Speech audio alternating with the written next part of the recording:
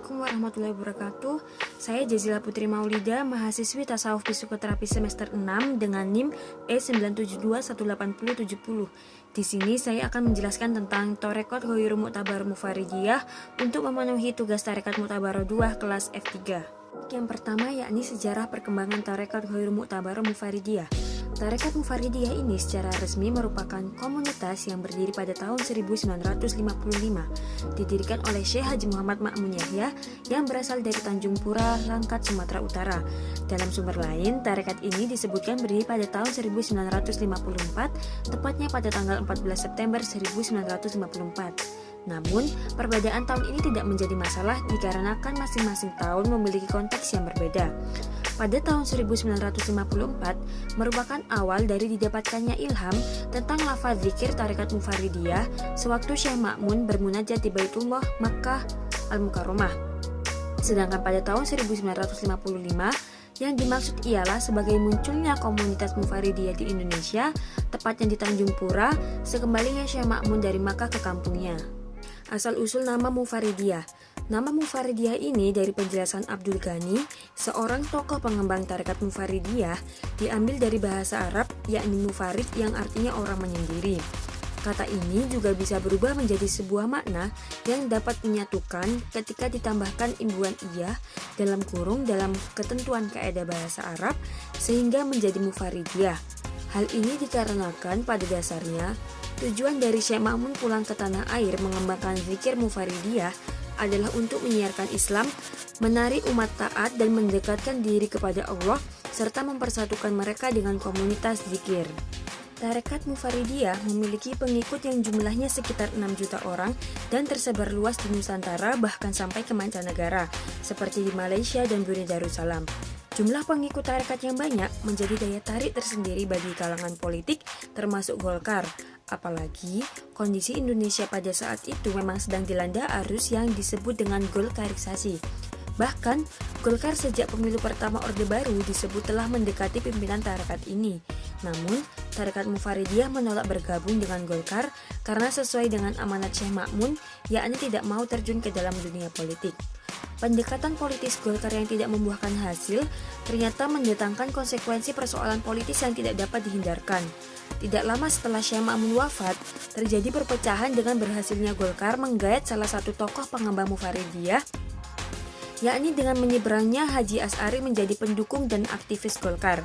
Penyeberangan Asy'ari masuk Golkar dinilai kalangan pengikut yang setia kepada Syekh Ma'mun sebagai pengkhianatan kepada Syekh dan juga Mufaridiyah. Akibat kejadian itu, tarekat Mufaridiyah terpecah menjadi dua kelompok, yaitu kelompok ahli waris dan yang kedua kelompok Asy'ari. Perpecahan itu juga mengakibatkan pertama, perebutan makam Syekh Ma'mun, dua, pelarangan tarekat Mufaridiyah ahli waris oleh Kejaksaan Negeri seperti di Palembang dan Sumatera Barat, tiga, perebutan Masjid Aziziyah sebagai pusat kegiatan zikir, dan yang terakhir, pembangunan gedung mewah oleh kelompok Asy'ari yang menghabiskan dana sebesar 6,75 miliar. Gedung ini dibangun berdekatan dengan pusat kegiatan zikir ahli waris sebagai simbol bahwa kelompok Asy'ari telah menguasai keseluruhan Mufaridiyah.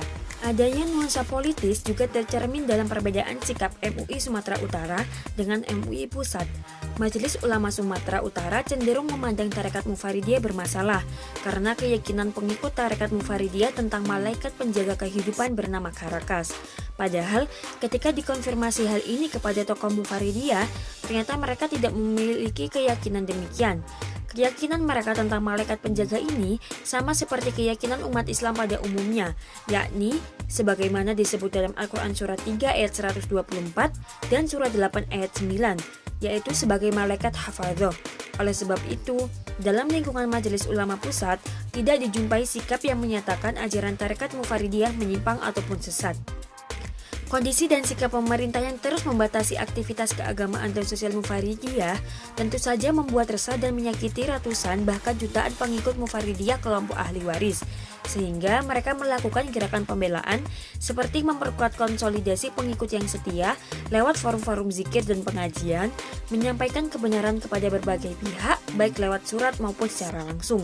Meskipun begitu, pemerintah tetap tidak berpihak kepada mereka, bahkan secara nyata menunjukkan keberpihakan kepada kelompok Asy'ari. Nah, Sebagaimana yang telah diketahui bahwa tarekat Mufaridiyah, lafaz zikir dan ajarannya tidak diijazahkan secara turun-temurun melalui guru-guru tarekat yang silsilahnya bersambung sampai kepada Nabi, melainkan diperoleh melalui ilham oleh pendiri tarekat, yaitu Syekh Muhammad Ma'mun. Oleh karena itu, sebagian kalangan mengelompokkan tarekat ini sebagai tarekat Ghairu Mu'tabaroh atau tarekat lokal. Namun, dalam menjalankan syariat agama, tarekat Mufaridiyah berlandaskan Al-Quran dan Sunnah serta qaul ulama.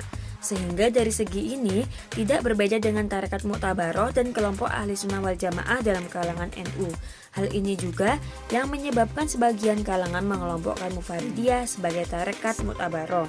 Tokoh tarekat Ghairu Mu'tabaroh Mufaridiyah, Syekh Muhammad Ma'mun lahir di Tanjung Pura, Kabupaten Langkat, Sumatera Utara pada tanggal 28 April 1909 dari suami dan istri Yahya dan Romlah. Syekh Muhammad Ma'mun sebelum melanjutkan pendidikan agama ke Makkah dan Madinah, ia masuk Lager School Pangkalan Bandan, Holland Island School Tanjung Pura, dan Mir Adgebret Lager School di Medan. Setelah itu, ia meninggalkan bangku sekolah umum, kemudian berpaling pada pendidikan agama. Pada tahun 1927 sampai 1930, masuklah ia ke lembaga pendidikan Jam'iyatul Mahmudiyah di Tanjung Pura. Setelah selesai menempuh pembelajaran Islam di Mekah dan Madinah selama kurang lebih 21 tahun, ia kembali ke tanah air dan menetap di Tanjung Pura, Langkat, Sumatera Utara untuk memimpin komunitas tarekat Mufaridiyah. Syekh ini juga pernah tinggal di Sukabumi selama 4 bulan dalam kegiatan pengembangan tarekat Mufaridiyah. Kemudian kembali ke Langkat untuk melanjutkan pengembangan tarekat Mufaridiyah hingga beliau wafat pada hari Kamis tanggal 22 Juni 1978 yang bertepatan pada tanggal 16 Rajab 1398 Hijriah. Daya tarik dari tarekat Mufaridiyah selain amalan zikir yang praktis, juga karena integritas sosok Syekh Muhammad Ma'mun inilah yang memiliki harisma sangat tinggi dalam pandangan para pengikut dan pengagum. Muhammad Ma'mun adalah seorang sosok ulama yang sangat disegani karena ilmu, akhlak, dan kelebihan-kelebihan lain yang ia miliki. Syekh Muhammad Ma'mun memiliki julukan Al-Alamah, yakni orang yang luas ilmu, dan juga Al-Hafidh, yakni orang yang hafal Al-Quran. Dalam waktu 42 tahun sampai akhir hayatnya, digambarkan setiap hari tanpa ada absen, Syekh Ma'mun selalu menghatamkan Al-Quran. Di samping itu, Syekh Ma'mun dilukiskan sebagai orang yang al-kasyaf, yakni bisa mengetahui suatu kejadian di tempat jauh tanpa diberitahu oleh seseorang. Silsilah tarekat Ghairu Mu'tabaroh Mufaridiyah. Sebagaimana yang telah diketahui bahwa amalan zikir Mufaridiyah diperoleh melalui ilham oleh Syekh Muhammad Ma'mun ketika ia bermunajat di Makkah Al-Mukarramah. Organisasi tarekat Mufaridiyah, sebagaimana tarekat lainnya, tidak memiliki struktur keorganisasian yang jelas. Sebutan untuk memimpin tarekat tertinggi adalah Syekh, namun gelar ini hanya diperuntukkan kepada Maulana Syekh Muhammad Ma'mun. Setelah beliau wafat, tidak seorang pun berhak menyandang gelar Syekh. Tokoh penerus paling tinggi disebut pengembang tarekat. Sekalipun demikian, hubungan para anggota sangat solid dan mempunyai ikatan emosional dan jaringan yang sangat tinggi karena terikat dengan ketentuan tarekat dan pengaruh harisma sang pemimpin. Bab yang terakhir yakni doktrin tarekat Ghairu Mu'tabaroh Mufaridiyah. Tarekat Mufaridiyah memiliki doktrin yang menjadi sebuah amalan bagi para pengikutnya, antara lain 1. Zikir. Amalan zikir mereka dilakukan sesudah sholat fardu dengan ketentuan-ketentuan yang telah digariskan. Dalam pengalaman secara perorangan, zikir dilakukan setelah sholat fardu dan dilaksanakan secara terus-menerus, tidak boleh terputus. Jika terputus, maka tidak lagi memenuhi ketentuan sebagai kaum. Jika di suatu tempat terdapat lebih dari 3 orang pengamal wirid, maka setiap selesai sholat Jumat, mereka melakukan zikir secara kelompok di masjid. Selain zikir sholat fardu dan zikir sholat Jumat, ada lagi amalan yang disebut wirid malam Jumat. Amalan zikir ini diadakan setelah selesai sholat Isya dan dilakukan secara berkelompok. Bentuk zikir yang lain adalah zikir akbar.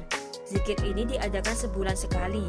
Waktunya dimulai tepat jam 8:10 WIB. Ustadz atau imam yang memimpin zikir akbar ini ditentukan oleh badan kenaziran. Wirid sajadah. Wirid ini biasanya dilakukan di suatu tempat yang telah ditentukan dan tidak boleh berpindah-pindah tempat. Tata cara pelaksanaannya bisa dilihat di layar.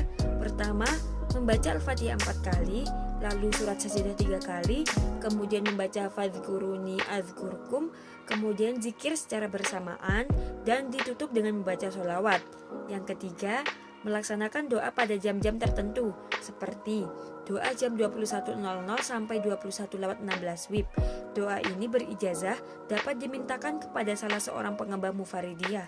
Tujuan dari doa ini yaitu agar panjang umur dan meninggal dalam keadaan husnul khotimah sebelum tutupnya pintu taubat. Doa penyembuh dimulai pada jam 22.00 sampai 22.30 WIB. Doa ini pun juga berijazah. Selain amalan rutin yang sudah memiliki ketentuan dan tata cara seperti yang sudah disebutkan, Tarekat Mufaridiyah juga mengenal suatu kegiatan amalan yang bersifat pengembangan wawasan keagamaan dan sosial para jamaah.